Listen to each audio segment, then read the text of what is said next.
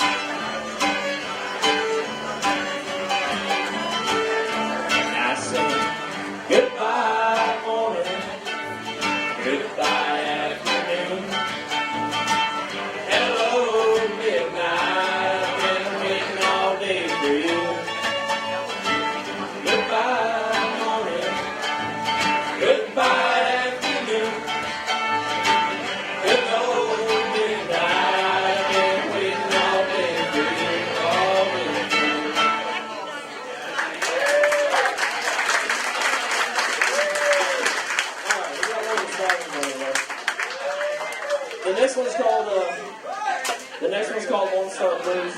And Brendan actually wrote this whole song by himself. And it was about his trip to Texas, and we're glad a lot of his friends came from Texas. So I'm sure this will hit home for all them. And Cody's going to sing this one for us. A little happier too.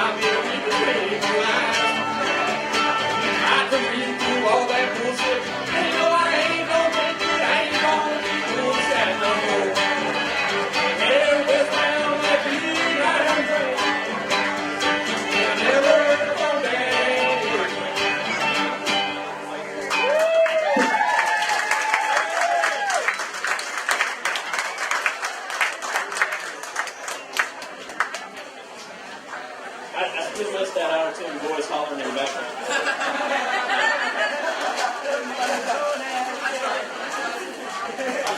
All right, we're going to do one more, and then we're going to give people some time to talk, and then we'll play again maybe later.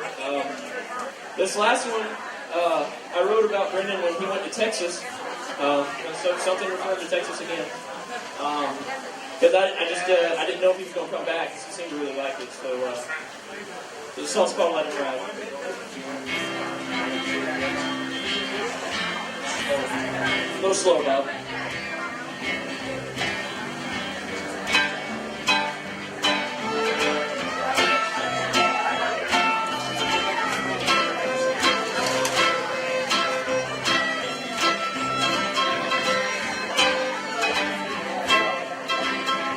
In the age of arithmetic, logic and crunchy greens, you still chase that western sun, riding runaway train.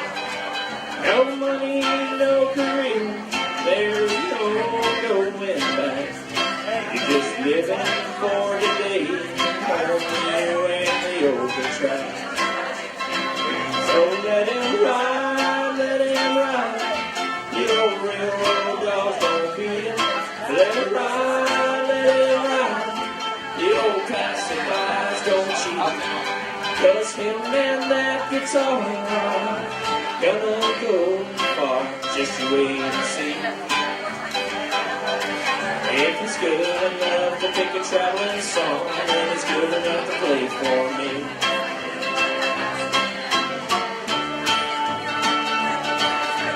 Say the time of travelers is long dead and gone. Yeah, I feed him in my kitchen and he sleeps upon my floor. You just give that kid $1 and he'll play you any guitar song.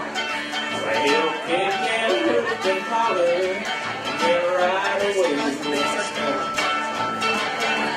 Let him ride, let him ride. Old railroad dogs don't beat him. Let him ride, let him ride. The old passerbys don't cheat him. 'Cause him and that guitar gonna go far, just you wait and see. If it's good enough to pick a traveling song, it's good enough to play for me. We appreciate it. We're going to this all right.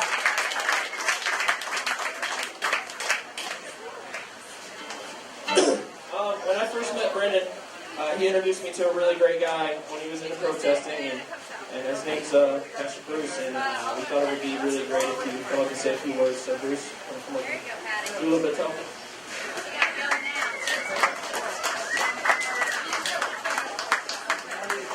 Hello, everyone. Before I go on, I'm going to ask maybe we just close our eyes a minute and have a moment of silence just to remember Brendan and remember the impact he had on all of our lives. I'm going to share in a couple minutes how I feel he impacted me and just the kind of person he was. He was very complex and very diverse, but just an amazing person. But if we could all just, close our eyes and maybe just give out good vibes and thoughts and just have a moment of silence, and then we're going to begin.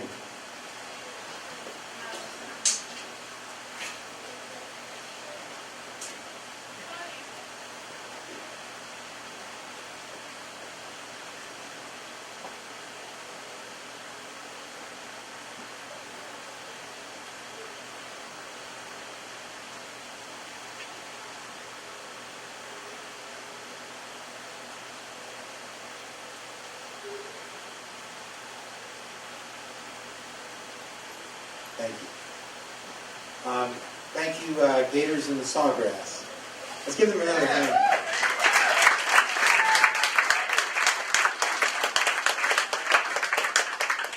It's testimony to Brendan how many people are here, and I know that both Kathleen and Chris greatly, as well as all of his family, greatly appreciate everyone being here.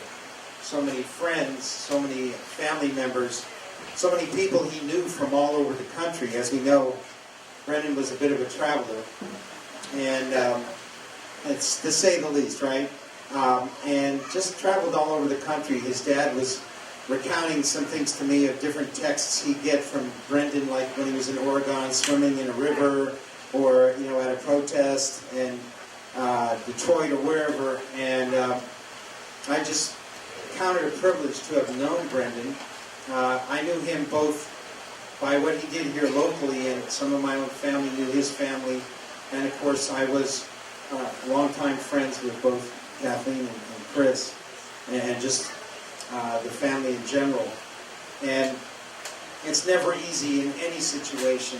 I know all of us have questions, and all of us are truly impacted. We'll miss Brendan deeply, as especially his family will, but I think his friends too, because he would, I'm sure, say that everyone here is his extended family. And we want to thank people that traveled long distances to get here. I understand there's quite a little contingent from Texas. Is that right? We have a Texas crew here.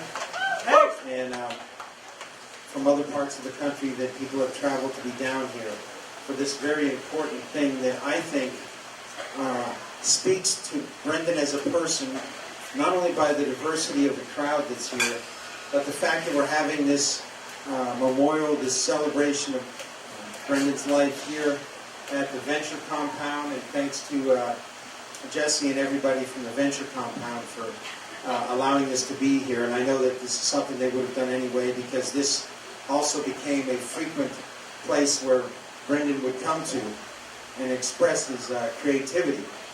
We all know Brendan's activist side. We also know Brendan's creative side. And there were many sides to him. I found him to be not only very intelligent and well-read, but also creative. Sometimes it's hard to get those kind of things mixed together, because often people that are creative maybe aren't as, not necessarily intelligent. I'm not saying musicians aren't intelligent, but it's like different kinds of intelligence, different kinds of gifts. But he was so diverse. And I have many fond memories of him. And in a few moments, we're going to open it up for others to share. But as was mentioned, my name is Bruce. I am a minister, but a very unconventional minister, which is probably why I fit into this kind of situation here. And I've been involved through the years in things like the Poor People's Economic Human Rights Campaign, St. Pete for Peace, all kinds of other activist kinds of things. And so I have lots of memories of Brendan from those situations.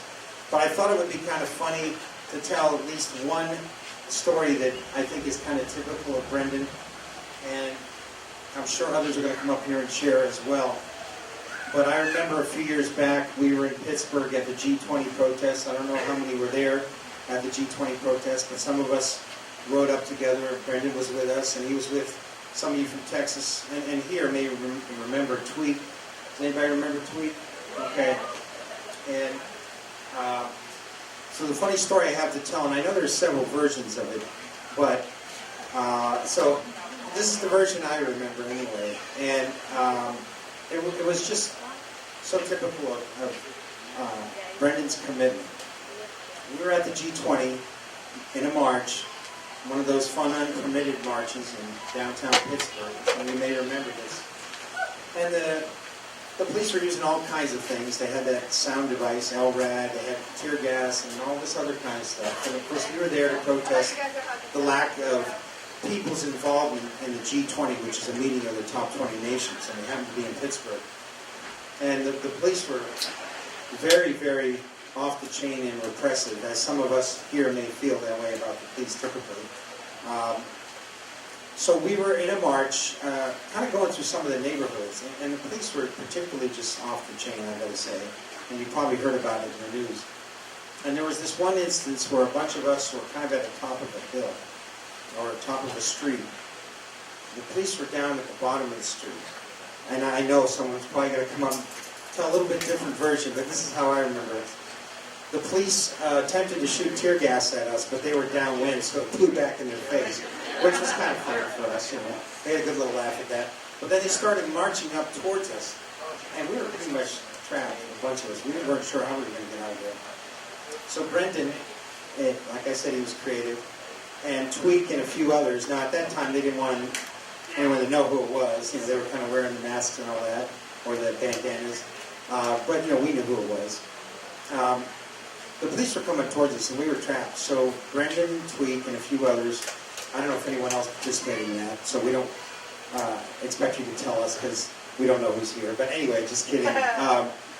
But as the police were coming up towards us, Brendan and Tweak and a few others got a hold of a dumpster and pushed the dumpster down the street.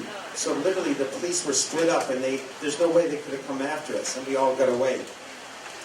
So that was just one small example, and I'm sure other people have some great stories to tell about Brendan.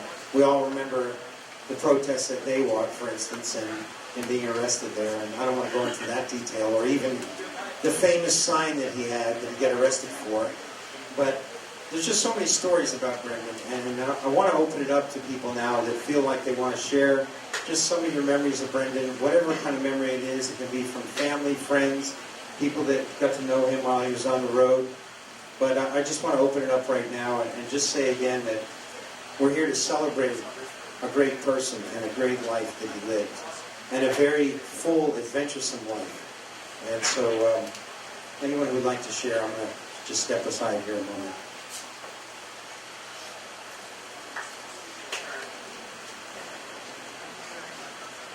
I'd like to thank everybody on behalf of the family, thank the Venture Compound, and there's just so many people I'm afraid I'm going to forget, but thanks for everybody's assistance, Lori, with the food, and thanks so many people for traveling such great distances. Brendan was the kind of person, if he wasn't my son, I would have wanted him for a friend. He was incredibly passionate about everything he did. When he was probably about 3 years old, he was obsessing about dinosaurs. And the Michael Crichton book, Jurassic Park, came out, and he wanted it. At 3 years old, it wasn't really an appropriate book. He didn't read. But he talked his grandmother into buying it for him. There was nothing his grandmother wouldn't do for him. She adored him like we all did. And I guess the adults in his life weren't reading this book fast enough to him. So at 3.5 years old, he taught himself to read so that he could read Jurassic Park. And he started kindergarten, and the public school that he was going to in Tampa at the time used to pull him out of class and have him read to visiting administrators and education specialists as their testimony of everything that was right with public schools. But the fact was, he taught himself to read. There's so many people in his life that have been so instrumental in shaping who he was. And just skipping ahead in time, Brendan came home from his first day in public middle school, and he was distraught. He was being bullied, and his father and I contacted the school that he was going to, and they basically said, well, you know, we do our best, but we can't be everywhere, so, you know, kind of tell him to suck it up and deal with it. Well, that's not something you want to tell a parent. And, you know, he was coming home and not wanting to go back to school, and this is a kid that loved to learn. So we made our decision that we were going to send him to a private school. So we figured we were in for a lengthy search, because if you know Brendan, it wouldn't have been appropriate to send him to the local parochial school. Literally around the corner from the house, we found Walden School. It's literally blocks from our house in Gulfport. He could have walked there. And it was the start of probably 3 of the best years of his life. He had values that were important to his family, reinforced at school. He met wonderful people. And I can't thank, you know, Judy, Cindy, Carol, and everything that Walden did for him, and really helped shape his intellect and reinforce the values that made him so special. And anybody that, we're not asking for anything, but anybody that has donated any money instead of flowers, we're splitting the money with Walden School, who said that they're going to start a scholarship in his name, and with the Venture Compound here. The Venture Compound is kind of a capsulation of everything that was important to him. It was a community space where people could get together and embrace culture and music and art, and he loved things like this. I think in his life a couple of places like this started and quite never got the momentum, but this was something he was really excited about. This is the kind of place that fosters struggling artists, so we're happy that they opened their doors to us tonight, because we're not, we weren't quite sure how to do this, but this is absolutely the right place. I could probably talk all night, but I want to hear your stories. So thank you so much to everybody, to my family, to to his father for sharing him with me, to his siblings. This is just an incredible loss, and I've said this probably no less than 200 times in the last few weeks. Nothing in life prepares you for this moment, but the amount of love and outreach that you've all extended to our family has just about made this bearable. So thank you all. There's a few of you here I don't know. Please introduce yourself to me before you leave tonight. And thank you so much to my family from Verizon, who's been very generous about covering for me while I've had my meltdown at work for the last week. And so many people that made such a great effort to get here. Thank you all.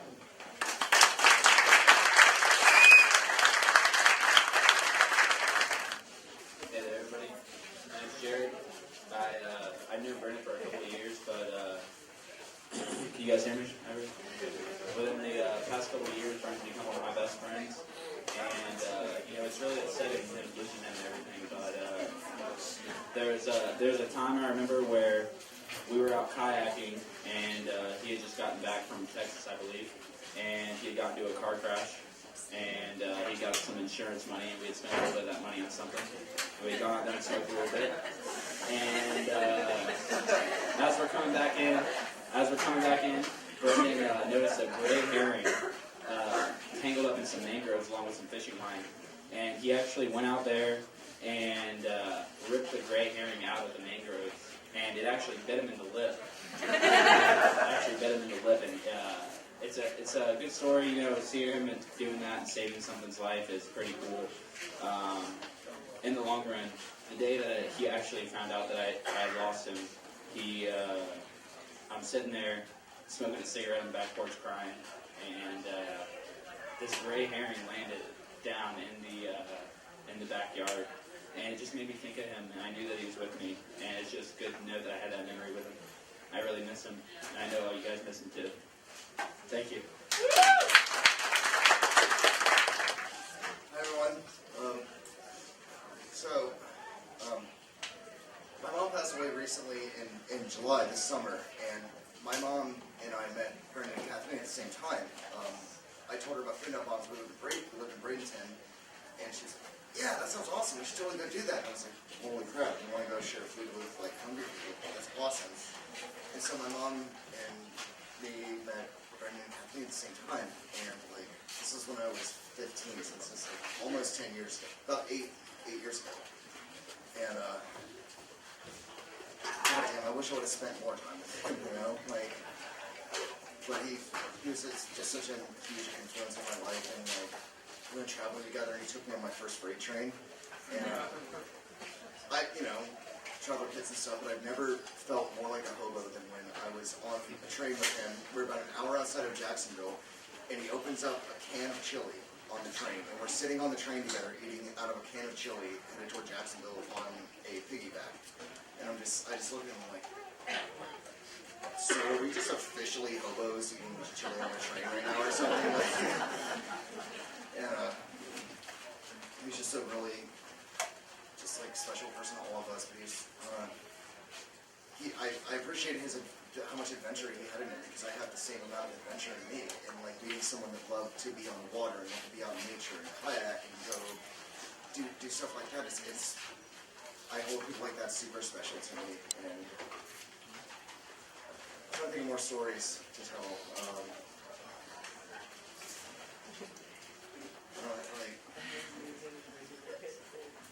He was a really good person, and he influenced me to do a lot of good things in my life. He was a very positive influence on me. He was I meet people all the time. They're like, "Oh, I totally know him." Or friends of mine that I didn't even know him message me on Facebook and go, "I'm so sorry, man. How did you meet him?" "Oh, here. Of course you did, because you get everything." And actually, he was going to send me bus money to go up to Occupy Wall Street in New York, and he goes, "I'm going to send you money tomorrow, right? I'm going to go to the Western Union tomorrow." I'm watching the news that night. Zuccotti Park shut down by the cops. I'm like, they're showing footage. I'm like, I wonder if I'm going to see Brendan walking around with his cowboy hat. we're here with a couple of the protesters to Occupy Wall Street. I'm like, okay. First person that pops up on the TV after that. Cowboy hat, septum ring, and long red hair. I'm just like, you son of a bitch, of course you're on the television. Of course you're the one with the like, you're the one. He's just like, I was just sleeping in my tent and I heard a lot of crazy stuff going on, so I just like came out and there's all the cops. And I don't know what's going on.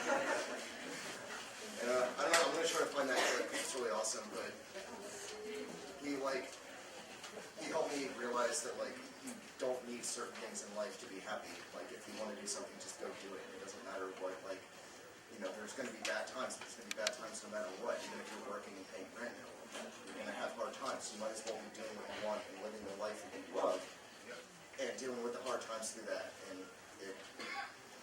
I don't care how old I get. Like I was expecting us to be 60, 70 years old together, sipping whiskey on a porch, like a big front porch in the southern house, just going, wow, holy shit, we did all this stuff together. And so it's just like, he's a very special person. He influenced me a lot to live my life the way I want to. And I know that all of you loved him, and this just is beautiful to me in a very bittersweet way to see how many lives he influenced and how many lives he touched. So I love all of you for being an influence on my best friend's life. Hi everybody, I'm Ashlyn. I've met a lot of you. I'm Brendan's big sister. There's lots of you I haven't met, but first I just wanted to thank everybody for coming out. I knew Brendan had friends. I did not know how many. He was the most social introvert anybody's ever met. And, there's a lot of love in this room. I really thank everybody for that so much. So Brendan was not a religious person, as we all know. So in his honor, I'd like to say a bit of an atheist prayer this evening. Please excuse me for the phone, I won't get through it if I don't read it. If Brendan believed in anything, it was science. And the first law of thermodynamics says that no energy in this world is ever created and none is ever destroyed. All our energy, every vibration, every bit of heat, every bit of particle that ever was, our brother, our friend, our son, that was Brendan, is still here on this earth.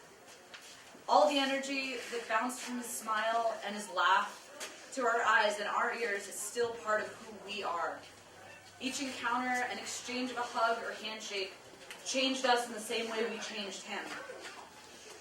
And as we sit throughout our day in the sun and absorb its heat, the same heat Brendan sat and absorbed on the river, in Oregon, in Idaho, in every part of this world that he traveled,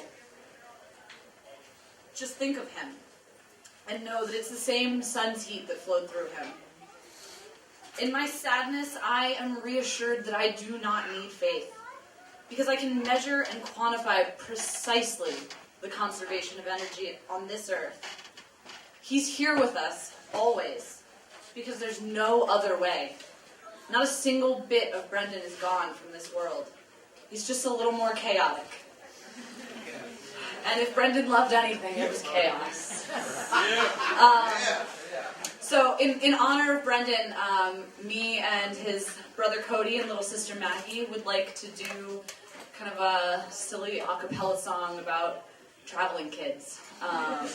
And please, I live 1,500 miles away, so we haven't gotten to practice much, so cut us a little slack if we miss a couple beats. But Brendan or Cody and Maggie could join me up here.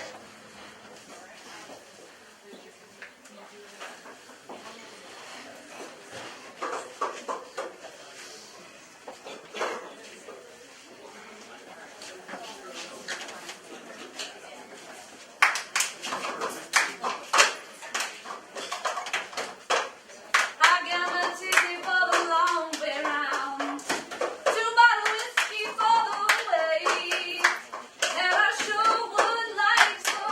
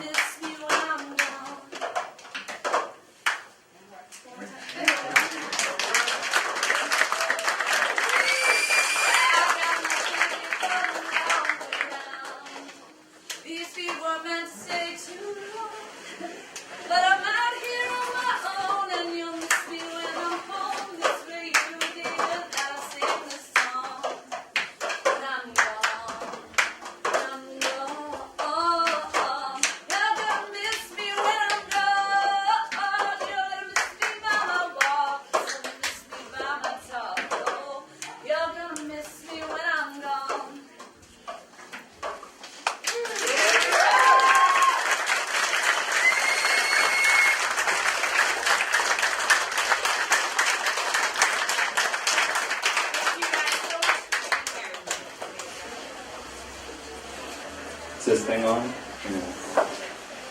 Hi, everybody.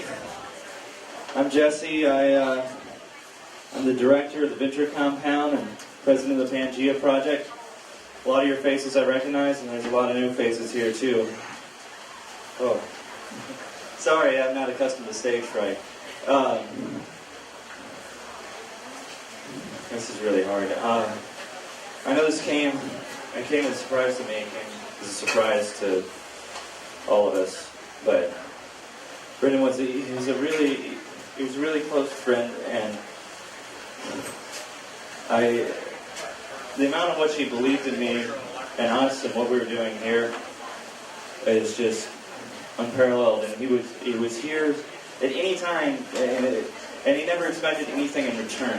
Not money, not even a pat on the back. Like he didn't want to do anything that had any prestige. He wanted to help me carry stuff. Like he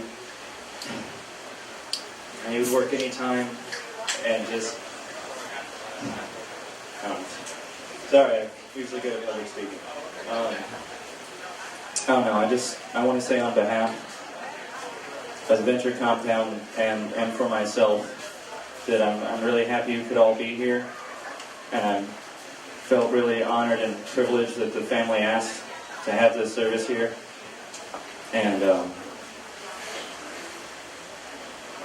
we should let's celebrate his life. This is a good one.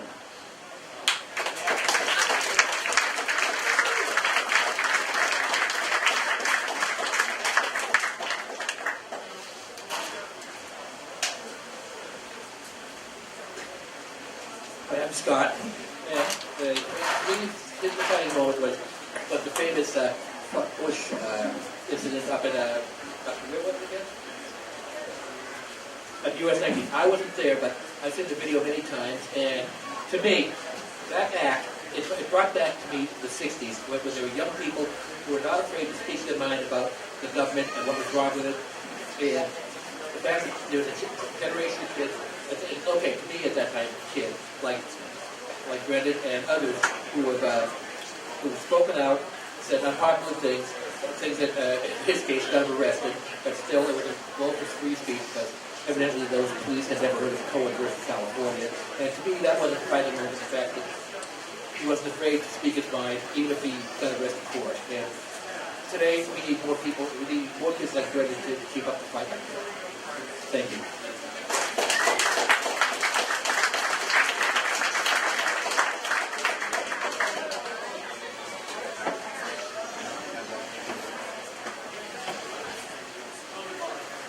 Hi,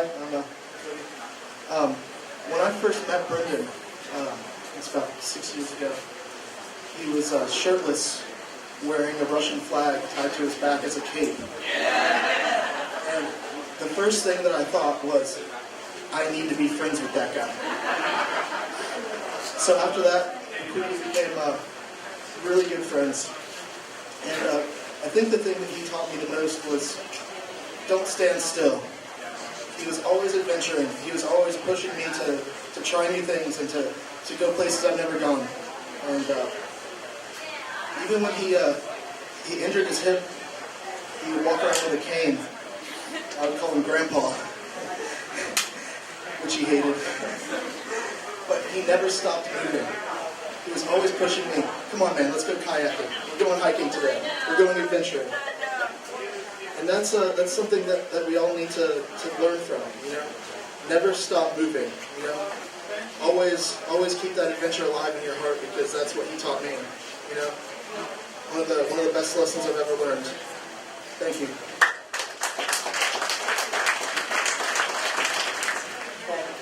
I'm Adam from San Antonio, picking up a bunch of kids. I feel like one of us needs to say something. First time I ever spent any time with him was we both got sucked into this rainbow gang. You were there. I didn't want to go. I know he just went to come see us, and like I really like if he didn't show up, I would have been crazy. I would have not had fun. Like we just like broke it off. We were like, man, you know, like screw all this hippie stuff. Let's go just wander out in the woods and not deal with any of them. And like we had a fun time. We just partied and had a great time. And that was the first time I really spent any time with him. If he didn't show up, I mean, like, you know, It would have been fun. We're all glad we got to make it down here. And thank you to his mom for really keeping us, helping us out and keeping us place to stay. Thank you.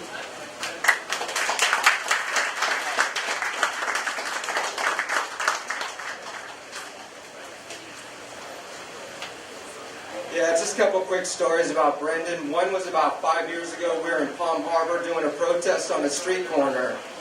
And Brendan came out with a sign about this big, and it said, "Fuck Bush." And so, oh, did you tell him the story? And so the cops, okay, so the cops came out and said, "Son, you're going to have to put that sign down. You're messing with the morals and standards of the people driving by." And Brendan's like, "Dude, please, whatever." And so we had a video camera out there that we were taping it, and the cops didn't like that at all. And so they said, "You're going to have to put the video camera away, or else there's going to be trouble." And we said, "We're not going to do it." And unfortunately, that's what triggered the cops to arrest Brendan. And so they started taking Brendan away, and Kathleen was rightfully upset, and Brendan said, "Oh, chill out, Mom." And so the cop was so out of control that he got to his cop car after they threw Brendan in the car, and the cop held up the sign on his car that said, "Fuck Bush." And we're like, "Thank you very much. We don't have it all."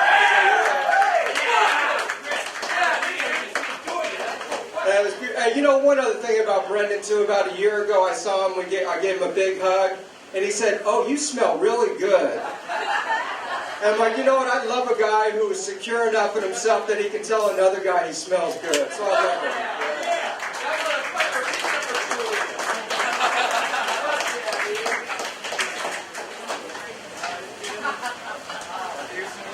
Man, the first time I met Brendan, it was we're all from Texas, a lot of us, man. And I met him after my friend Amanda, she was driving, she brought a whole bunch of them from wherever the fuck. And we all went to the Guadalupe River, which I grew up in. And he was like, "Man, this is a small river." He's like, "Dude, this is a big river where I come from." And he's like, "No, I got the Swanee, it's huge." And I was like, "Well, whatever."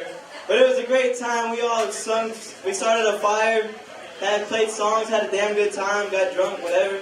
And then we all went to I used to work at a cave in Texas. It was Cascade Cabin. So we all went there, and at the very back of this cave was like stalactites and stalagmites and everything. Oh, dude. He saw the water, the big pool of water at the end. He's like, "Oh boy, I gotta jump in this." And we were sliding down the mud. We were having mud ball fights. He lost his nose ring, and then he had to jump in the water. And he took off all his clothes, little wee wee hanging out, kept his hat on, and dove straight into that cold ass water, man. I just remember he looked like an otter in the water. So the only thing that was sticking out of the water was little, you know. It was fucking funny, man. And after that, it was good times. And after that, we hung out for a long time after that. Ended up driving up to Florida. That's where I met a lot of these guys at. All good people. Florida's full of good people, man. He took me to the Swanee River, and when he took me to the Swanee, I was like, "Oh, okay, I know what you mean. Y'all got big rivers over here. It's just huge, deep, dark, and red." But it was good times, man. All his family, all his friends, family, whatever. Everybody's good people, but we all gotta, put them up for him. Y'all gotta have a damn good time. All you wanna do for us is have a damn good time. That's what else we can do, So, cheers, everybody.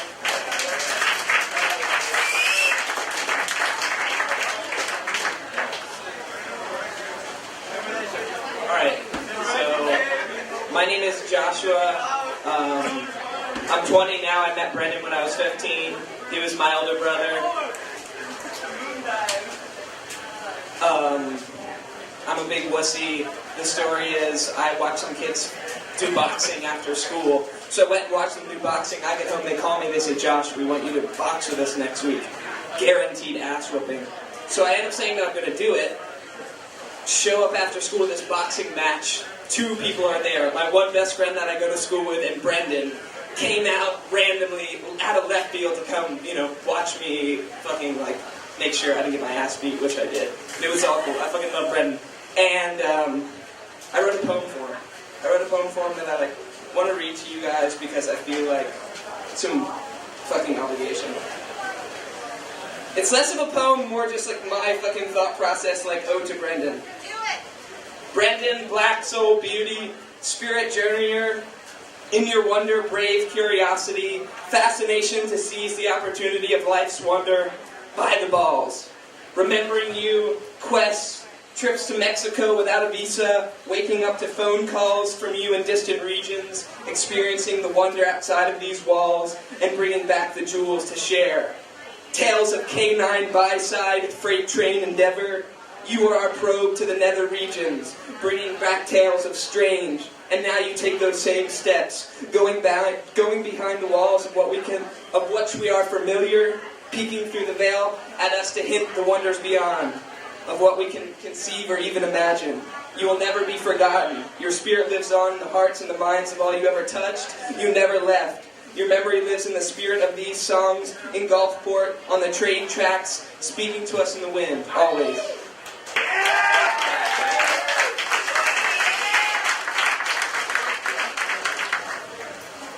Yo, I'm been drinking a little bit. I'm gonna say something else. This one's to Brendan. On his 21st birthday, I don't know if Brooke remembers this, but he actually ran down to Howard Franklin with a fucking sword and a communist flag around his back. I kid you not. And the next day of his 21st birthday, he showed up to a show that me and my buddy Cody were playing. He was drunk as fuck with a bottle of gin. We're playing a show at this Christian dude's house, and I swear to God, the fucking sign on the front door says, no drugs, no drinking, no bullying, no partying. And this son of a bitch is in the backyard with a fucking bottle of gin and a communist flag around his back saying, I don't give a fuck. I'm like 17 years old, and this dude is out back with a bottle of gin, and he hands me the bottle of gin, lets me drink it, and tells me not to give a fuck, and I played the best show of my entire fucking life. It was awesome. It was the first fucking show I played with my buddy Cody that said something. I fucking love him. I fucking love Brendan, dude. It's awesome. Thank you. Hey, so my name's Rain. And I want to thank the Venture Compound for, one, hosting the space, and two, for giving me the opportunity to run back into Brendan again after fucking, years. Fucking years. And I want to honor him, and I want to honor everybody here for giving me stories that I missed out on, because I met him when he was 15 and doing Food Not Moms, and and Jimmy, apparently we knew each other back then too. We just figured this out recently, and it makes me, death is kind of hard for me for a lot of reasons, but I'm also a person of science, and I don't believe in death in a lot of ways. And I'm just really fucking happy that everything that everybody says is that he lived every fucking day as hard as he fucking could. And that's all that fucking matters. It sucks that he's gone, and it sucks that everybody's in pain, but fuck, at least he lived his fucking life. I'm sorry I cursed a lot. But I just wanted, I hadn't gotten to see him in years, and I saw him at the Zine Fest, and it was great. The dog was great, and it was really great to run into him, and I'm so happy, honored, inspired, and proud to know that he didn't stop. He kept going every fucking day, making sure he had passion in his heart for the fucking world that we live in, which is so much more than so many people around us. So I just want to honor everybody here and his memory. So, cheers! Yeah.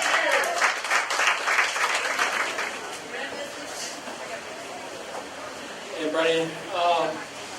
Cody, Brendan's brother. We used to drive our parents crazy when we were little. Oh man,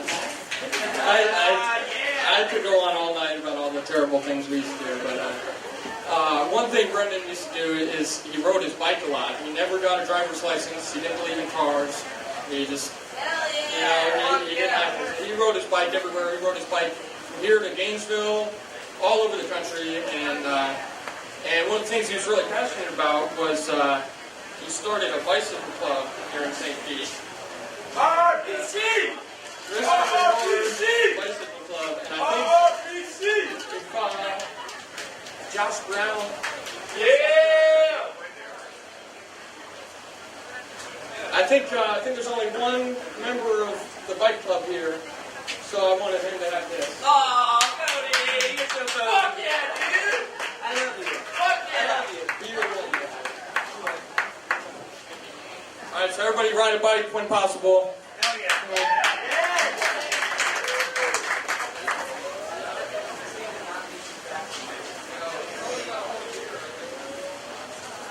I don't know, last time I cried this much. I got to ride bikes with Brendan to Gainesville one time.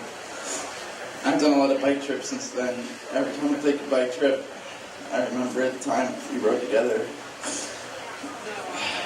I've missed him every time. And I'm not going to stop taking bike trips. And I'm going to remember him every time I do. He was awesome. I think it took us like 3 days to get there, and on the second night, we camped out on the side of the road somewhere. It was 4 of us, and it was freezing, and we thought, oh, it's Florida, like we don't need to bring anything. And we had a tent actually, but we were all freezing, and it was like a 4-way spooning thing. It was really great. It was awesome. And yeah. He was amazing. We keep riding bikes for Brendan.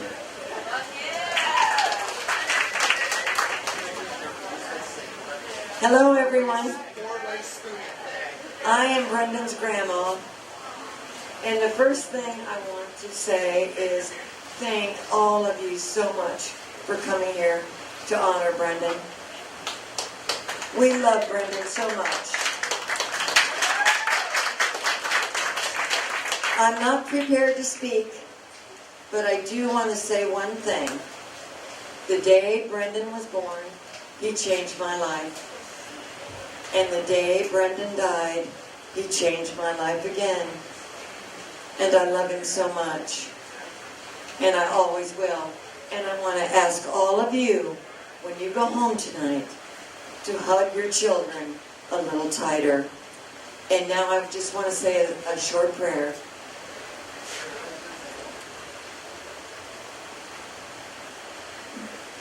Eternal rest grant unto him, O Lord, and let your perpetual light shine upon Brendan Mannion. Forgive him his sins, and bring him to life everlasting. This we ask through Christ our Lord. Glory be to the Father, and to the Son, and to the Holy Spirit.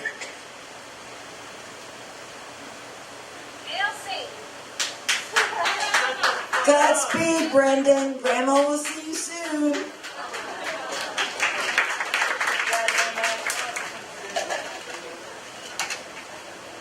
So when I met Brendan, I was going through facial reconstructive surgery. I had a lot of bad things happen to me at the time. I was going through really bad anxiety. Sorry, I'm going to get sad. And the most memorable memory that I have of Brendan, which I used to tell him all the time, was I was having crippling anxiety one time, and he was rubbing my head and telling me that it's okay, we just have big brains. And I have a lot more stories about him than that, but he's always been a crazy, impressionable person to me, and has always lived vicariously through me because I was a sailor that he wanted to be.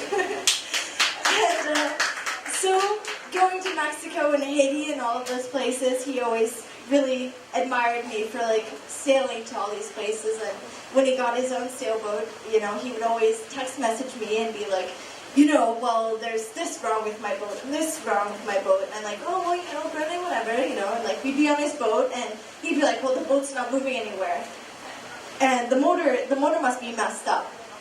And I'm like, I wait a little bit. And I'm like, no, Brendan, the motor's not messed up. You just didn't pull the anchor up.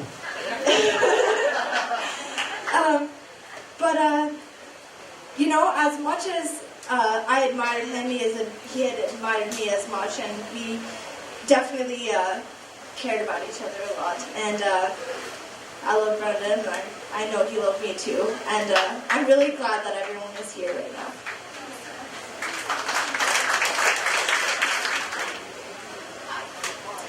About 15 years ago, I moved to Gulfport, and a few months later I was out walking my pug, and here came these two little strawberry blonde boys. Oh, is that a pug? Is that a pug? I said, yeah. And he said, we've got a pug. Her name's Alice. And they immediately took me to their home, and I met everybody, and they became my second family. I mean, I would go over, well, I'd go over all the time, but I mean, I spent Christmases with them and Thanksgiving. And one year I took Brendan to the other coast, and we went snook fishing. He was about 8 years old, and this guy was at the motel that we stayed at. This guy was like, "Oh wow, you're so lucky to have a son that likes to fish." And I was like, "Yeah." So I mean, I've watched him grow up. I mean, that last day I went down and watched them play outside of the Indian Market. I was so glad that I went down there. And the thing that I love about Brendan is that he lived full out. I think that's what we should all take from that. Is he lived full out. I know we all love him, and he's with us. Thank you. Yo, I don't know if anybody else knows about this, but thank you, Kathleen, to that Gulfport wine. That wine is amazing. Brendan, I drank with you at the pier. It was awesome. It was literally the most amazing time of my life, spending the night with Brendan. And I just really found that was probably the best friend of my entire life. I miss him a lot.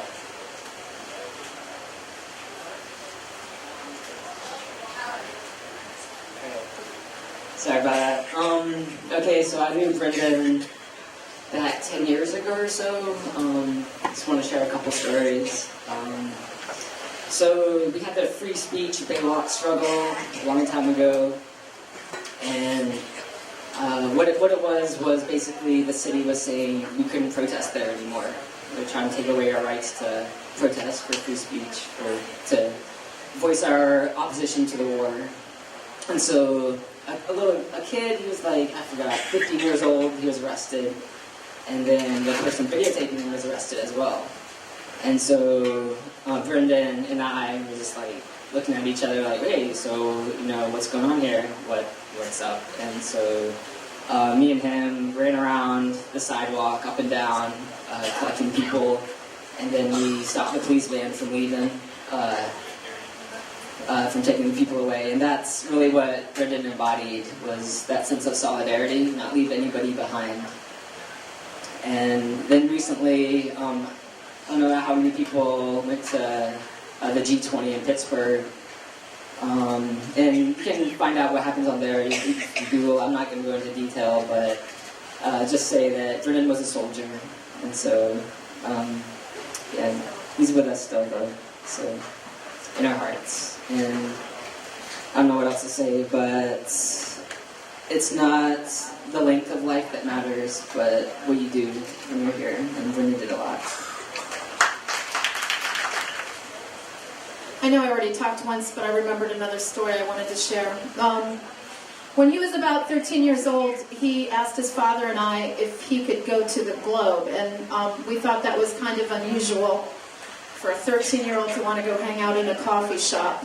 And, asked him why he wanted to go, and he gave all the right answers. I want to go and read a book and drink a cup of coffee. 13, he should have probably been drinking coffee, but there were worse things he could have been doing. So we gave him the lecture about, behaving appropriately, because coffee shops are where adults go to sip coffee quietly and read magazines, and he seemed to understand it, so we dropped him off and gave him a few dollars and picked him up a couple hours later. And it became a regular thing. And a couple days a week, he would put his kilt on and put his whatever hat he was wearing at the moment, and he would go to the Globe. And one day, a lady comes bursting out the door, running towards me, and all I can think is, oh no, Brendan, what have you done? And it was Joellen, the owner of the Globe, and she wanted to let me know what a good kid he was, and what a pleasure he was in her business, and how he was welcome there. And I thought that was such a great thing for her to do, because we were never really comfortable leaving him until that moment.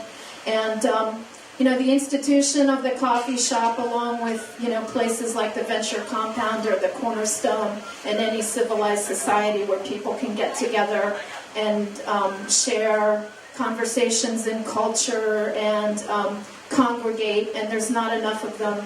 And he moved on from the Globe to Cafe Bohemia, and along his travels he found other coffee shops and found other pubs, but I'm not really sure where I'm going with this, but he was a champion of small businesses, and he really liked to see places like this where people can get together. So let me do another shameless plug for the Venture Compound. A couple people have come up to me tonight who are teachers and in the art community, and they've seen this place for the first time, so hopefully good things will come, because every community needs a place like this. But to all the businesses that have welcomed him and the people that have welcomed him in their lives, we can't thank you enough. There is nothing that makes a mother feel good than to know that her children are loved and safe in the outside world. And he just he made friends wherever he went, and just thank you all.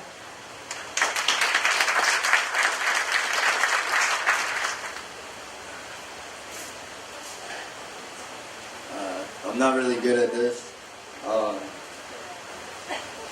First time I met Brendan, he came out as a pretty rowdy kid, but I was totally down with it. He came up to me and we got pretty drunk, and we basically made a mission to go out and do something to get ourselves arrested, which didn't happen. But we did some crazy shit that night, and that guy knew how to cross-dress pretty well. I'm gonna miss, requesting Freebird when he's in the middle of playing some other song. And the last time that I was with Brendan, I was working at a fireworks stand in San Antonio, and called him up because it seemed like it was something that was already up his alley. And he was totally down for it. First thing he asked when he got off the truck was, "Can I bring my gun?" I was like, "Yeah, man, totally." And we just kicked it there, and it was just me and him for a while, about a week, just camping and blowing stuff up. But yeah, I'm really gonna miss him a lot, and it's great to see everybody out here too that feels the same way. Thank you.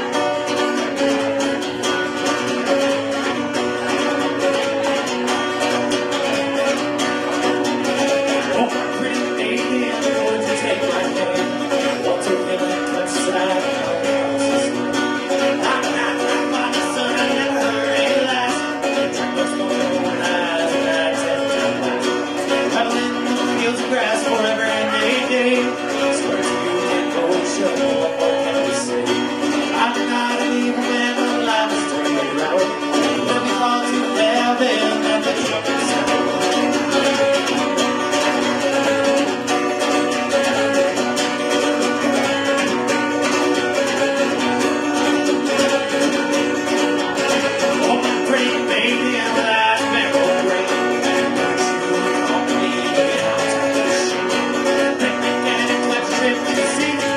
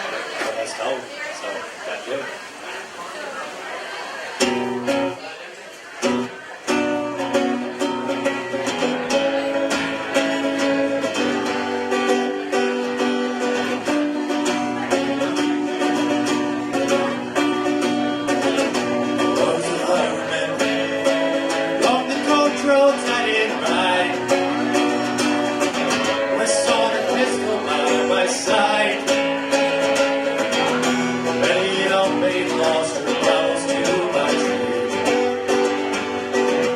Many a soldier shed his black blood on my grave. Those bastards locked me up in the spring of 25. I am still alive. I was a settler. I was born upon the tide. With the sea I laid by. I sailed the schooner around the Horn of Mexico. I went aloft and broke and sailed up. And when the outlook on me said that I got killed, I am living still. I was a damn pilgrim, crossed the river deep and wide, where still the water did collide. Let's call Boulder on the wild Colorado. I slept and fell into a wet concrete floor. They buried me up that bridge, there was no sound. I'm still around. Always be around.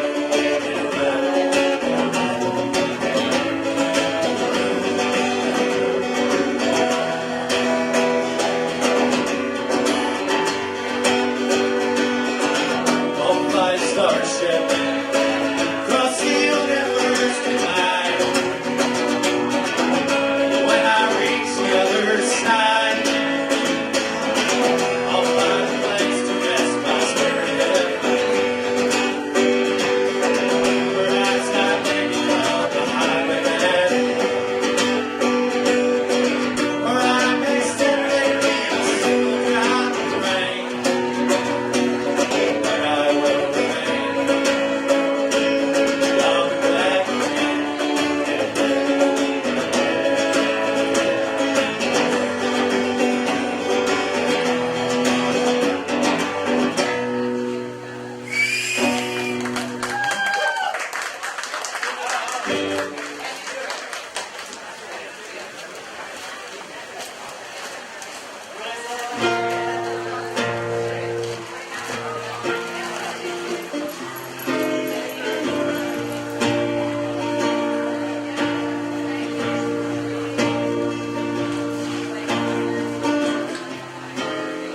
So, we'll see if I can pull this off tonight. This is a song that Brendan ended up teaching me a couple months ago. See what happens.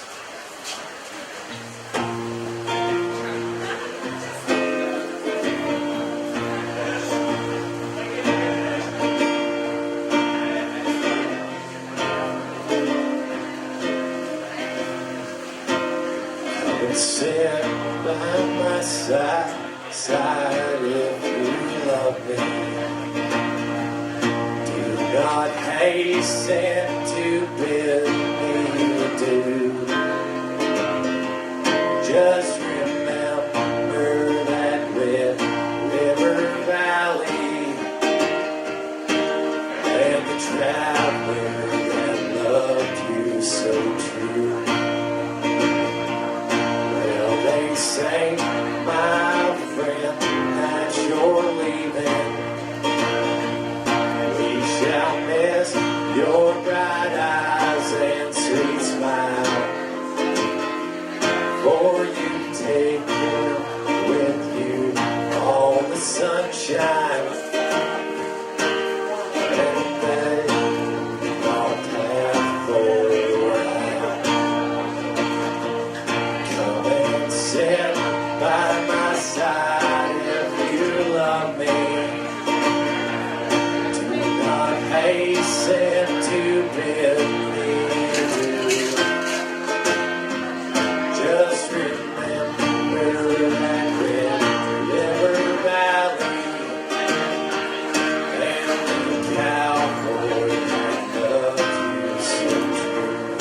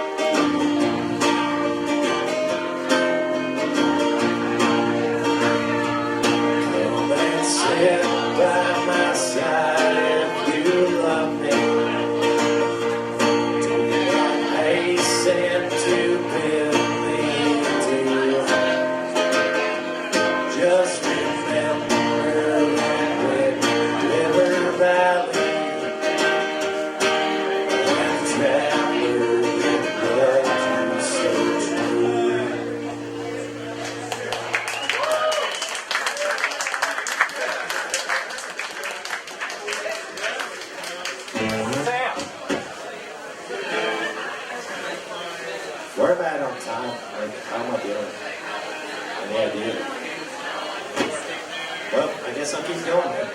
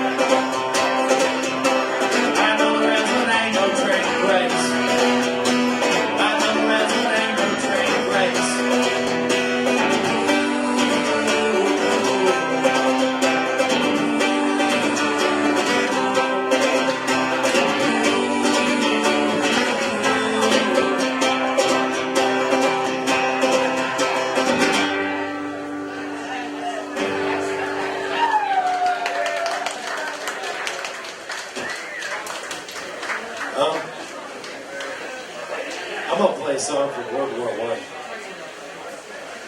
This is obviously fairly old. A song called Cocaine.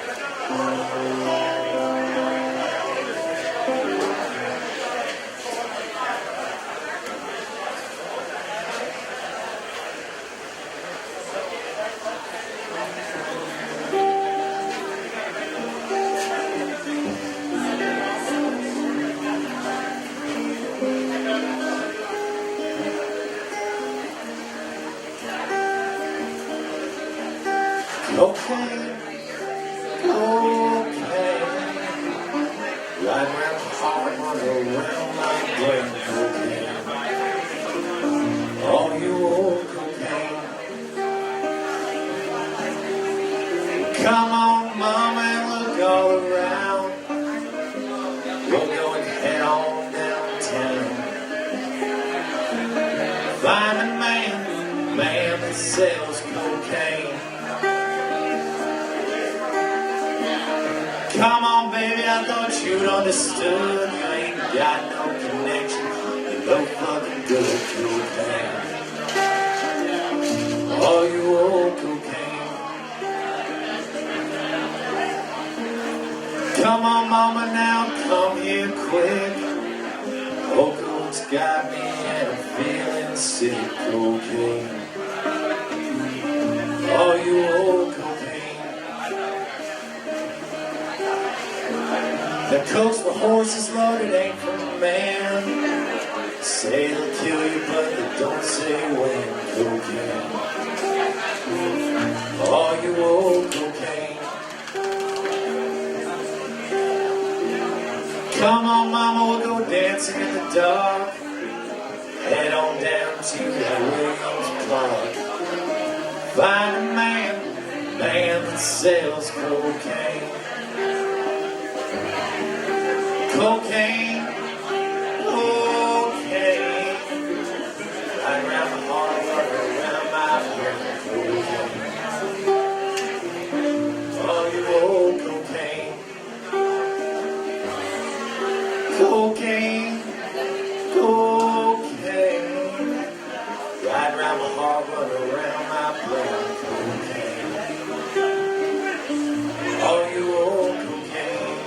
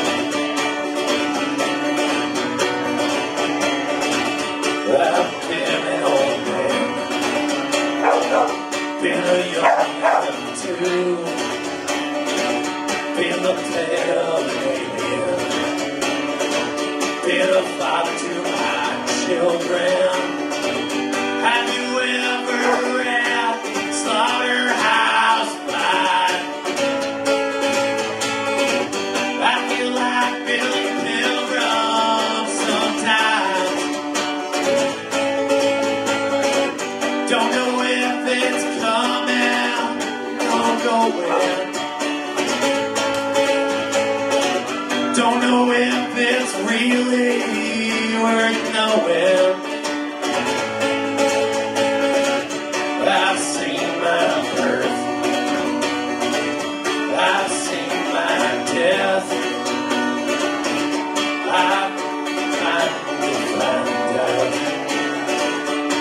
there are a million words. I knew it over the map, slaughterhouse fight. I feel like Billy Pilgrim sometimes.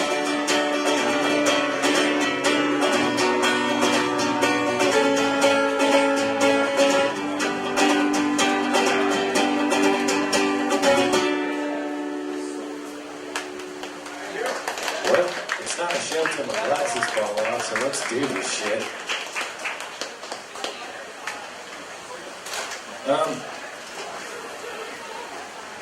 This is no John Prine song.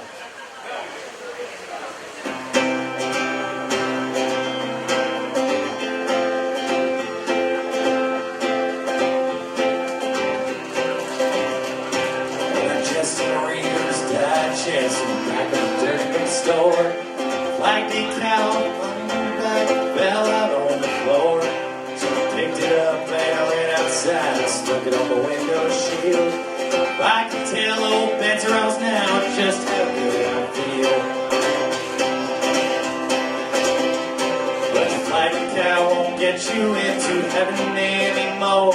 It's already overcrowded from your dirty fucking wars. Jesus don't like killing, no matter what the reasons for. Flag decal won't get you into heaven anymore. Went to the bank this morning and that's what she said to me. Join a Christmas club and give me 10 of them flags for free. So I didn't fuck around a bit. I took her up on what she said. Stuck them stickers all over my car and one on the wife's forehead. But your flag decal won't get you into heaven anymore. It's already overcrowded from your stupid fucking war. Jesus don't like killing, no matter what the reasons for. Your flag decal won't get you into heaven anymore.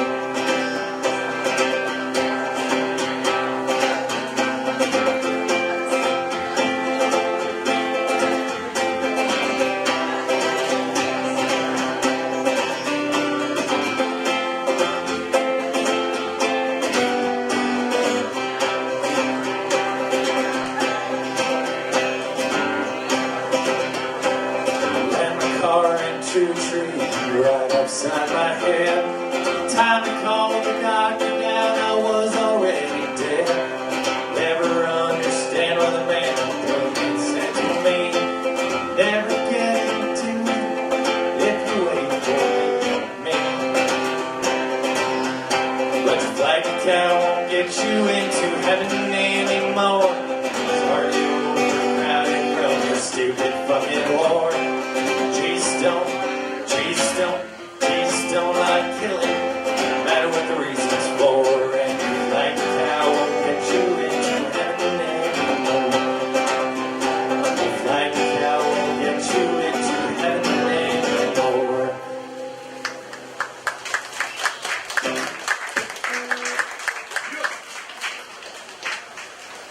So, where are we having all of this? I think it's drunk starting What's that? whiskey speeches. What's that? Whiskey speeches, I think. Whiskey speeches. Yeah. All right, well, we can do that. So I ended up going to this hippie festival with Brendan a little while ago. We were playing in the band. And showed up there, and long story short, like, all of us kind of ended up getting kicked out for playing Merle Haggard and Hank Williams. It was a good night. We were both sick of being there, you know, so we left. Anyway, I think this is probably going to be the last song tonight. I don't know where Benji is, but a song called Morphine.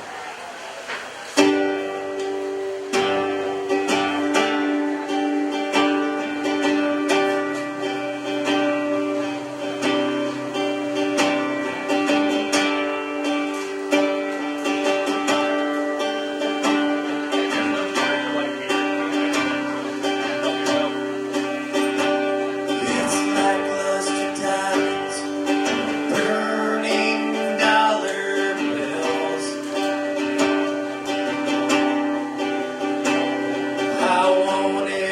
take you away right over those hills.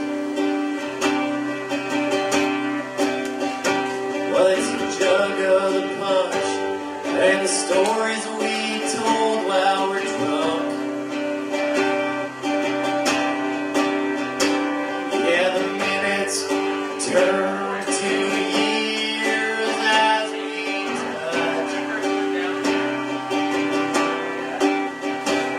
And I know that things in our lives ain't turned out right.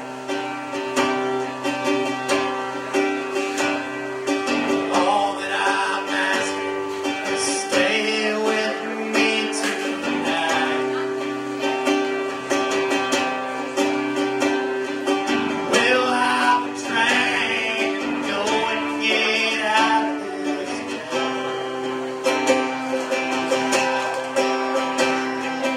Well, I'm trying to go and get out of this town. Well, it's pinholes and rings, they swore forever I'd do.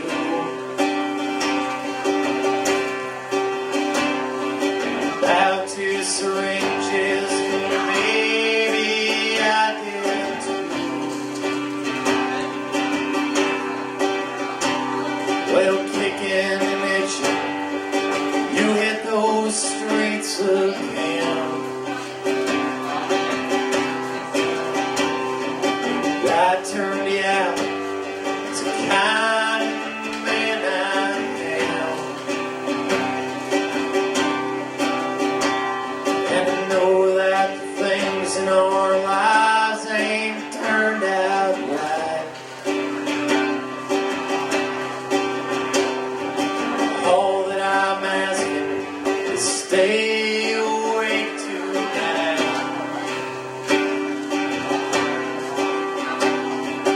Well, I'm trying to have it all for me.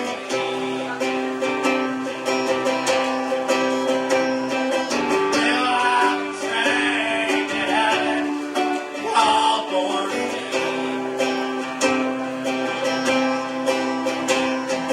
Well, I'm trying to have it all for me.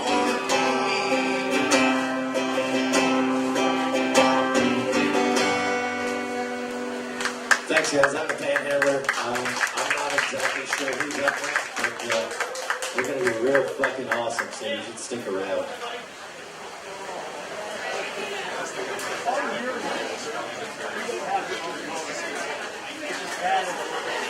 All right, everybody. Thank you, everybody, for being here. Cheers!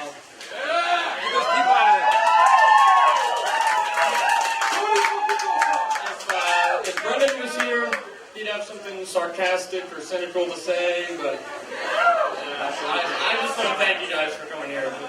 It means a lot. Anyways, my brother was a fucking champ.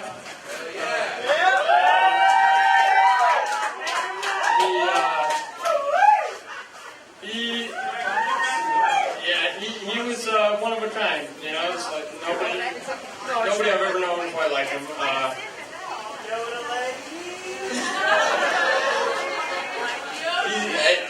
I can't believe how many people are here from all over the country. It's like, I mean, God, it's like, I think about it. It's like it's just crazy.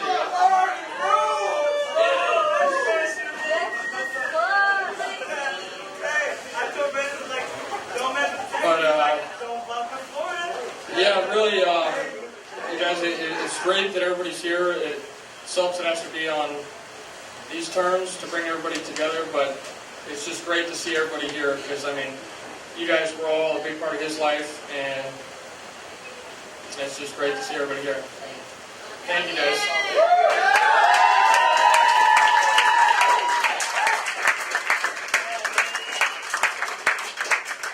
All right. Cody wanted Miller to go and play next. This is the lead singer of Brendan's favorite band, and he came all the way from Miami to play for Brendan. So, let's give him a hand. Go, everybody! Y'all ready for some honky tonk? Yeah!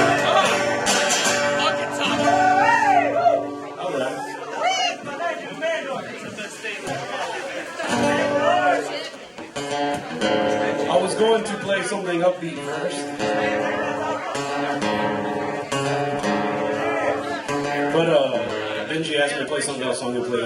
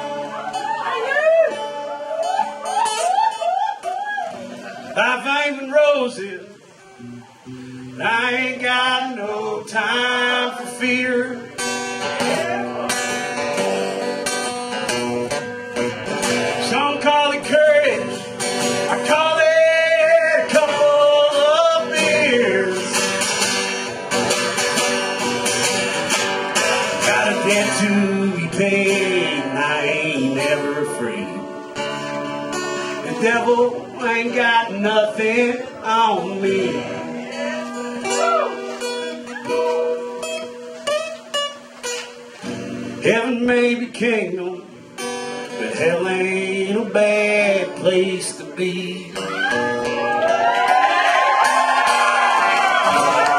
you kindly, thank you.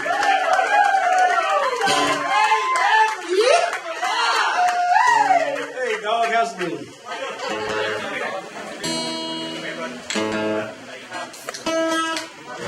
All right.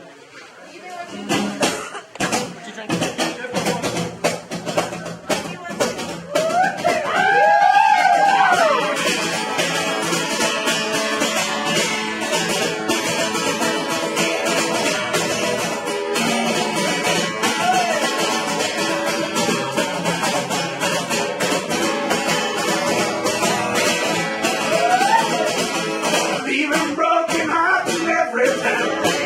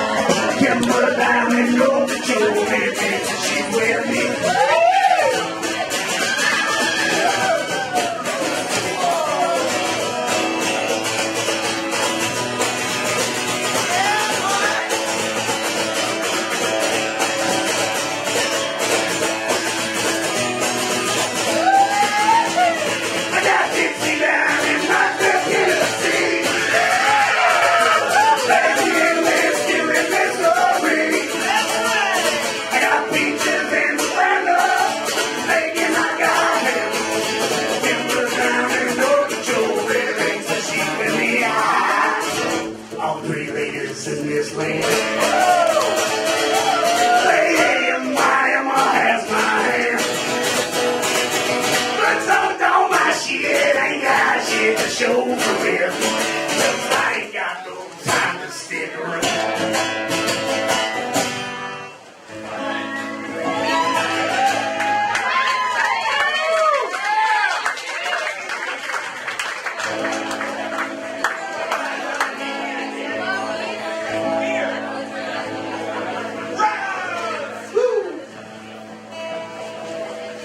Anyone got a guitar I could borrow? Right behind you. Yeah, I'm sure no one would mind, boss.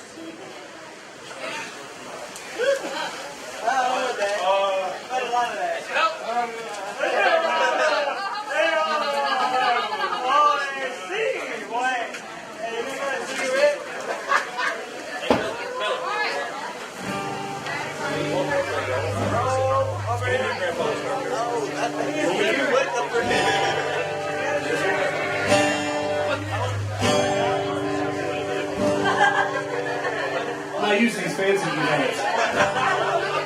I'm going to do something I haven't done in a very, very, very, very long time. This one's on that.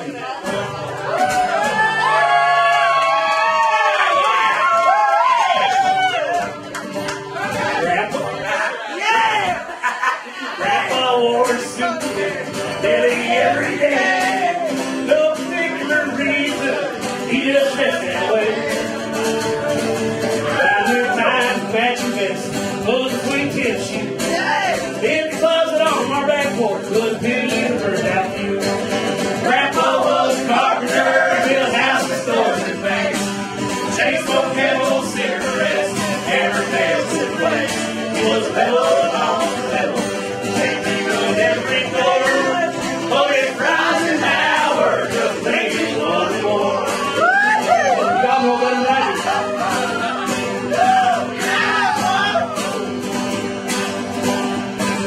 do. Used to sing me blood on the saddle, rock me on his knee. Let me listen to the radio, or we had TV. Drive to church on Sunday, and take me with him too. Sing classy every window, everything on every shoe. Grandpa was a carpenter, built houses, stores, and banks. James smoked Camel cigarettes, hammer nails and planks. He was a rebel on the level, taking every door. But it's rising tower, just laying one to war.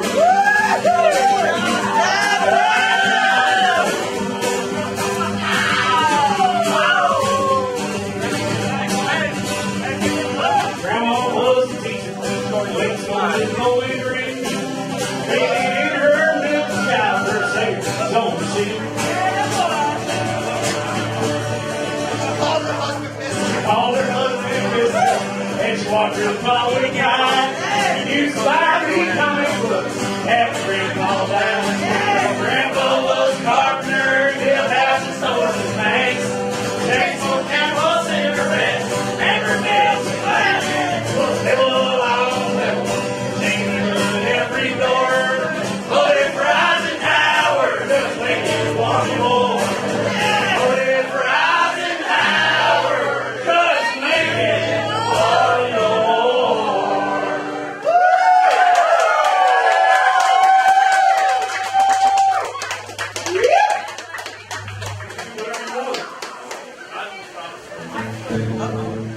All right.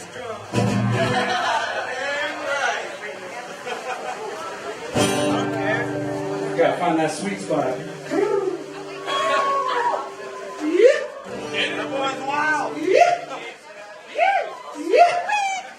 All right, I'm gonna do a Leave on Home song. Y'all know what Leave on Home is?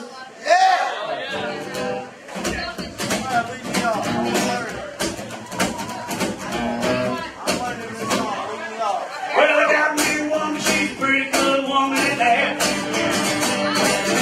Live with a monkey and Chinese acting bad. Calls and texts, I swear down to her head. Now I don't care if she's the best little woman at that. No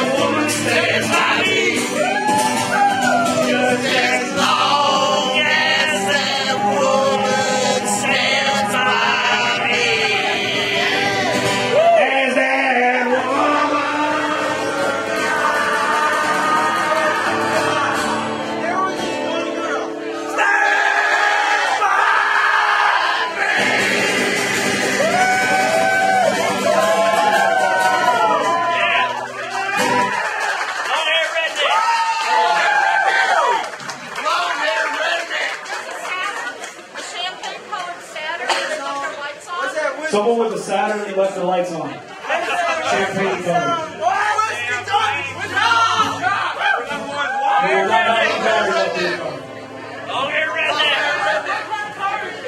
Saturn?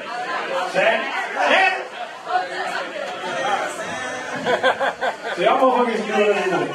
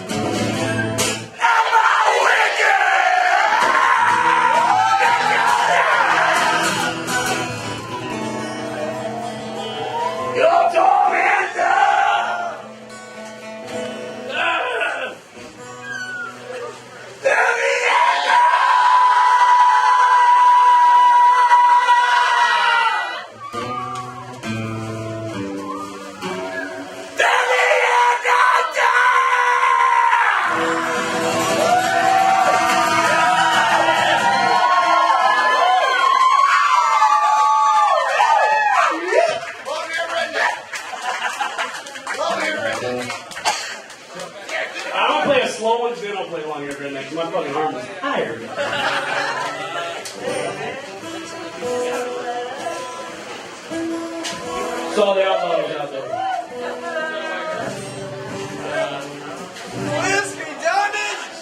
So my grandma was Southern Baptist. And she heard this song and she's like, I'm so happy you finally wrote a song about our Lord and Savior Jesus Christ. And I was like, I don't know what the hell you're talking about, Brown.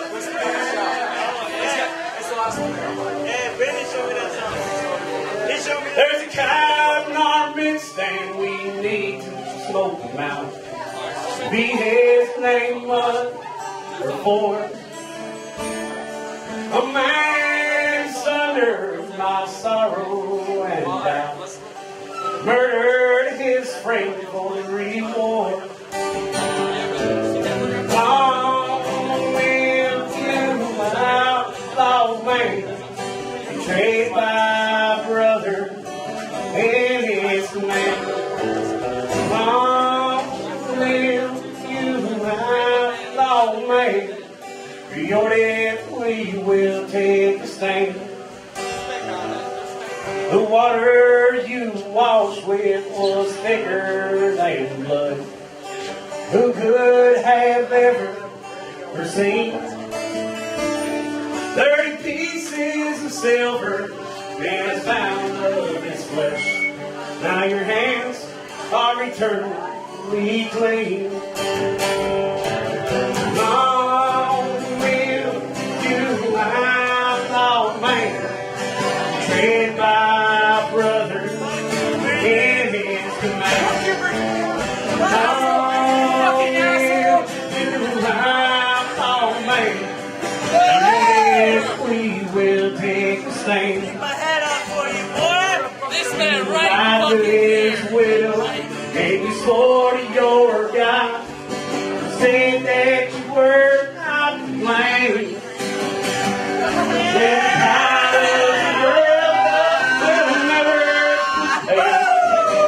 Vengeance will outweigh pain.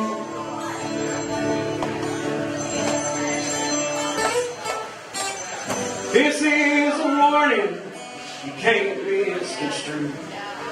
Your judgment will not pass you by. The devil may care, but the angels may do. So we see eye for eye. Long live you, outlaw man, betrayed by brother in his command. Long live you, outlaw man, for your death we will take a stand.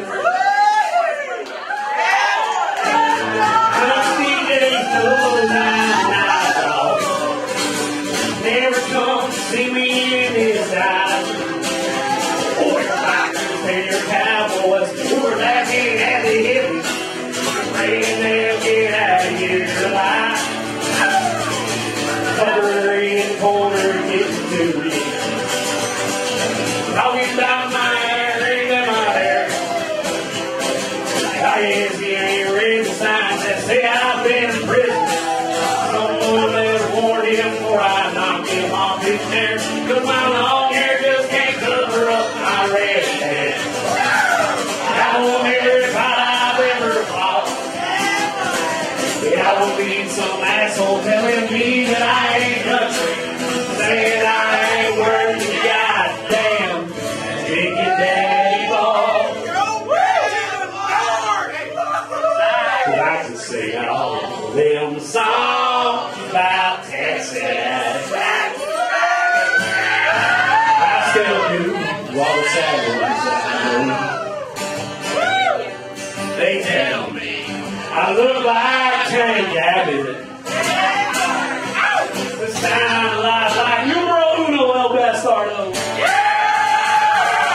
Born ready the last time that we played it. Knew the words to every song I wrote. She said, Jimmy, you're at it, turned her on my last album. Just about the time you bought the road. Yeah, Johnny Cash helped me get out of prison.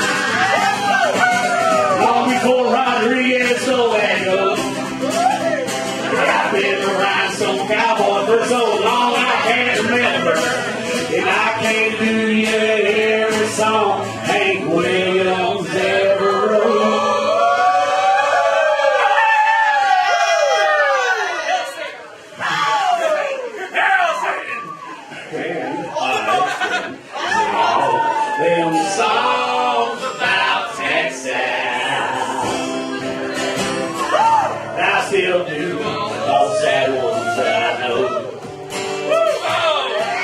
They tell me I look like Earl Haggard. The sound of life like get out and go. Yeah, but these days I'll think I'm an outlaw. Never come to see me in this time. We're bikers here, cowboys who are laughing at the hippies, who pray they'll get out of here alive. Yeah, I'll live the last time that I live. Through the words of every song I wrote. She said, if you're happy, turn her on to my last album. Just about time on the box road. And country DJs all know I'm an outlaw.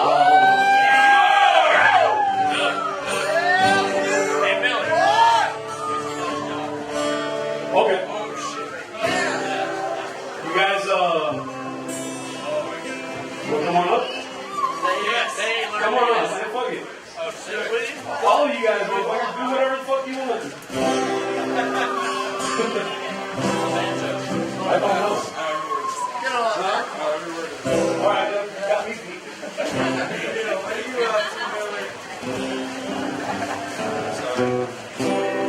All right, this is for all of y'all. Pour one out for the homies.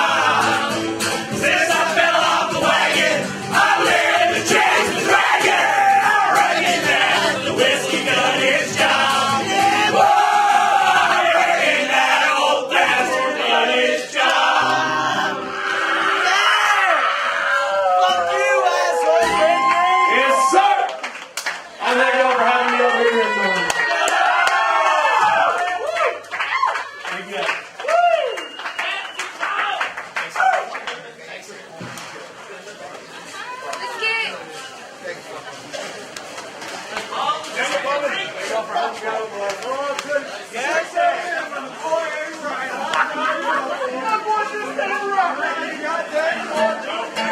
Now, we played earlier, and I think we sounded pretty good. Everybody's a little drunk now, so we're going to still think we sound pretty good.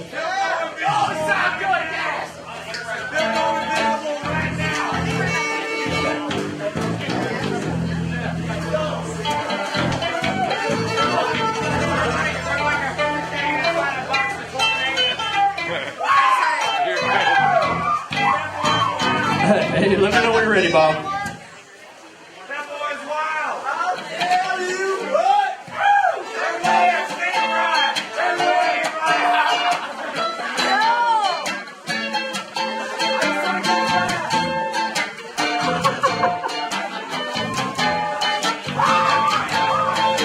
I heat up, I can't cool down. My situation's going round and round, round and round. Round it goes. Where it stops, nobody knows. Abracadabra.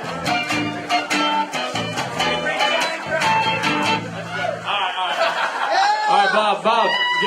Hey, Bob, are you turned on and playing? All right. You got to put your beer down though. You need your other hand there, guys. Woo!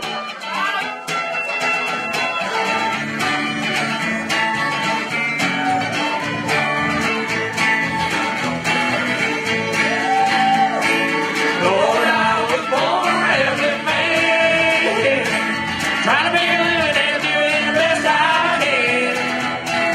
When it's time for leaving, I hope you'll understand. I was born a rambling man. My daddy was a gambler down in Georgia. He wound up on the wrong end of a gun. And I was born in the backseat of a Greyhound bus, rolling down Highway 41.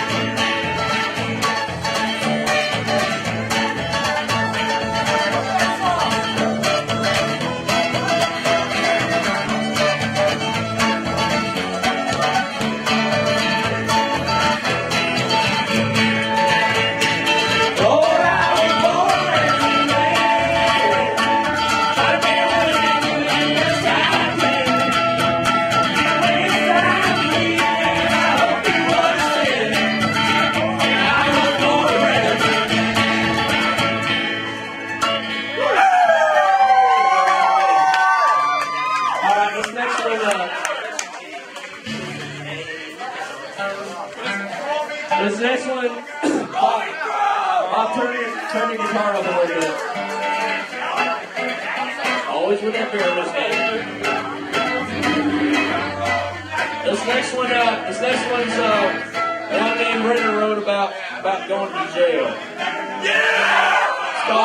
It's called Poor Man's Hotel.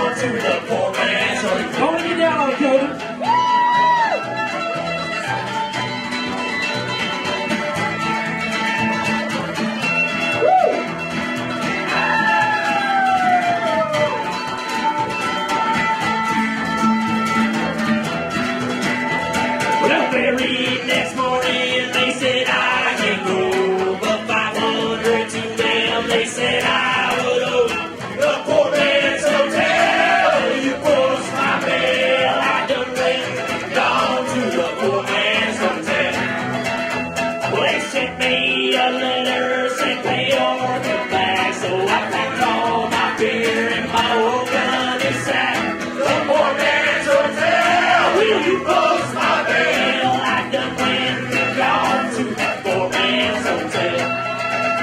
Well, they caught me a drinking, I went and broke the law. They gave me a number, they gave me one to call.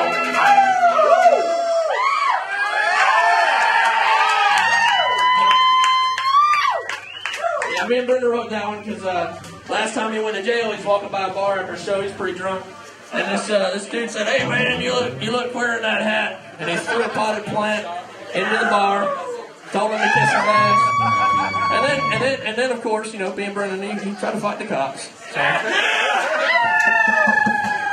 All right, we're gonna do one more. That this is the last one. This is the last one Brendan and all of us wrote, and it's called 99 Years.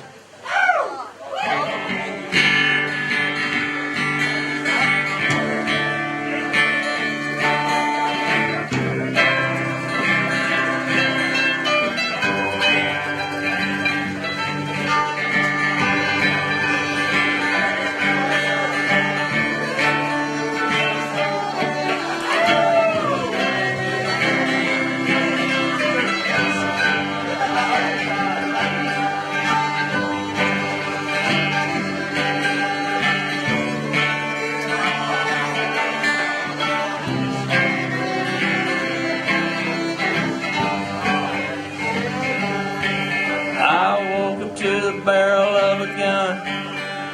I don't recall anything I'd done. Blood on the streets, a man lay dead.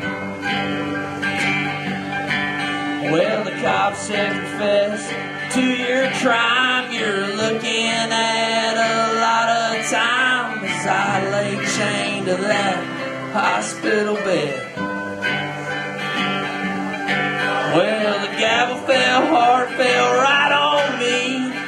99 years and I'll be free. Hell, I kinda wish they'd given me a chair. Now I spend my days with liars and thieves, and no one ever visits me. Hell, I don't think anyone still cares. But if you think prison bars are cold, then buddy, think of this. Try standing behind them for a crime you didn't commit. But the TV said I was guilty, so the jury, they agreed, not thinking twice about the life they stole from me. It'll be 99 years, and then I'll be free. Hold that G for a minute.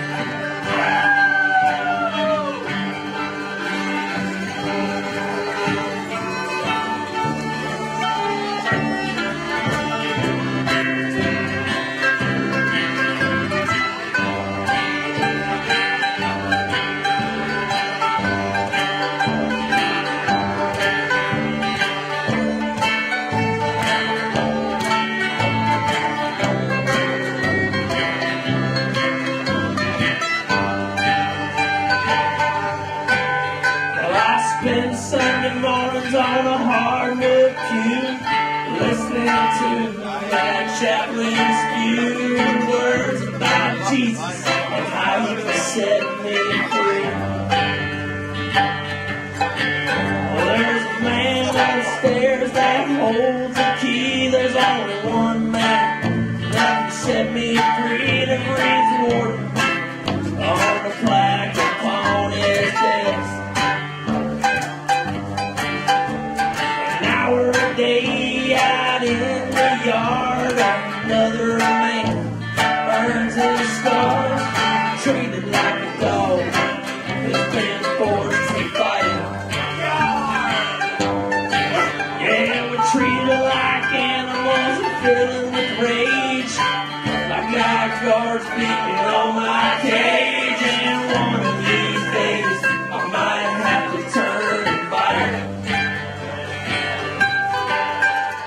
You think prison bars are cold, and what do you think of this? Try standing behind them for a crime you didn't commit. But the TV said I was guilty, so the jury, they agreed, and I think it's wise about the life they stole from me. It'll be 99 years, and then I'll be free.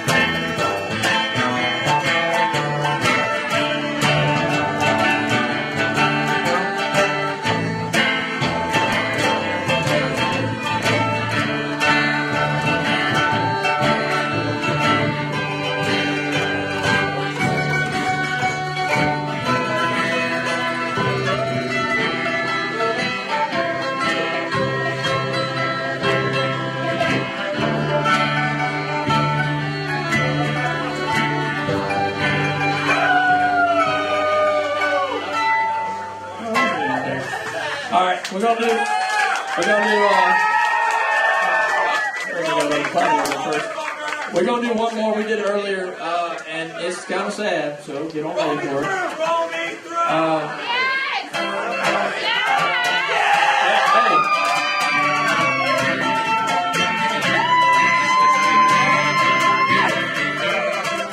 right, fuck it. We'll make that the last song, because that ain't sad. Let me bring the guitar from me, Bob. Can everybody do guitar?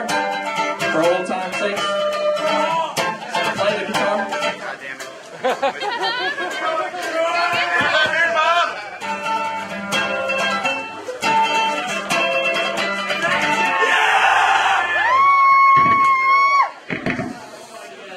Come on, Bob, play that beer.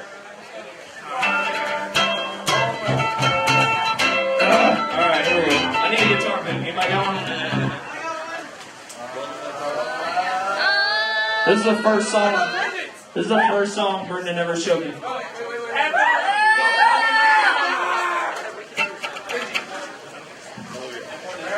And they two are.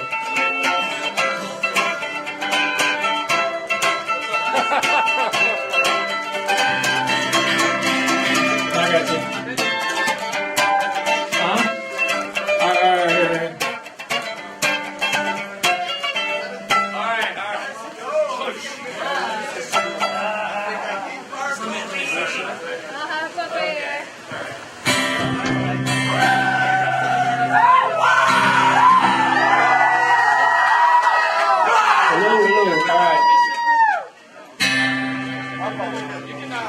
I am the leader, but you will not follow me.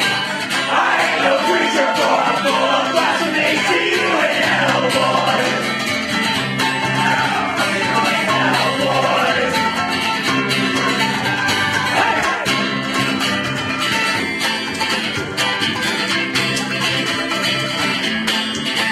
Rocking to the main dancing with some devils. I'm that girl,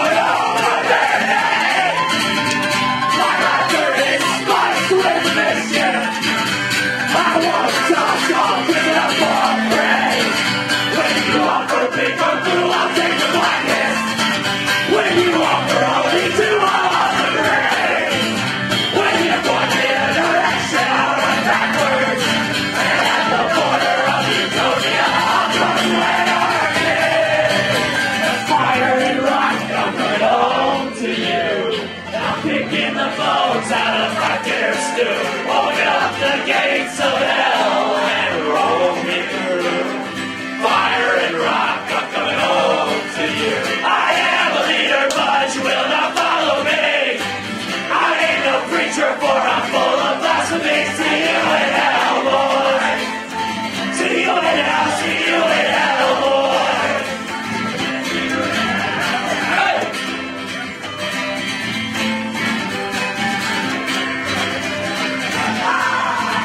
So you're saying Satan's army's rising up soon. Well, as it is, I'm secretary of the state. Got riches, rocks, and bottles in my tool pouch.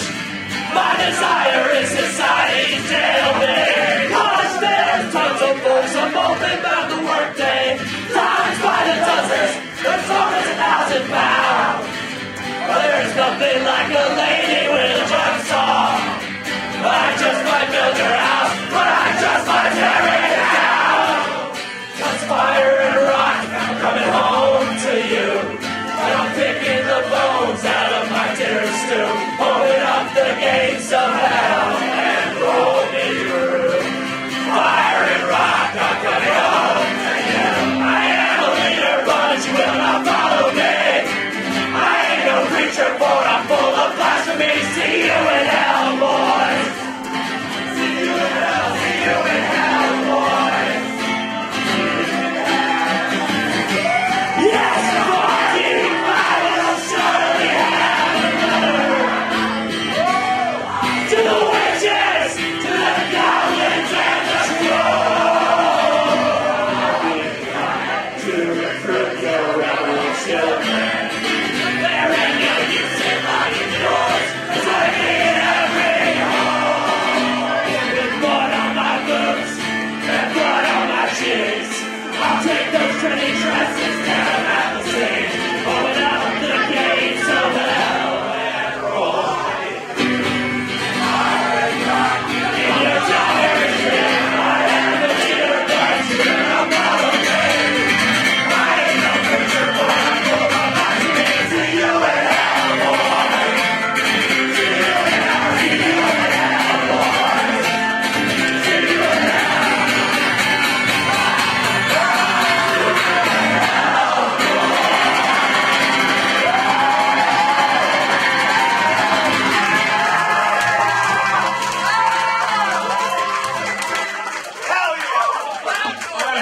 Now it's time for some punk rock. You guys welcome Rand Creek. They're going to fucking destroy everything.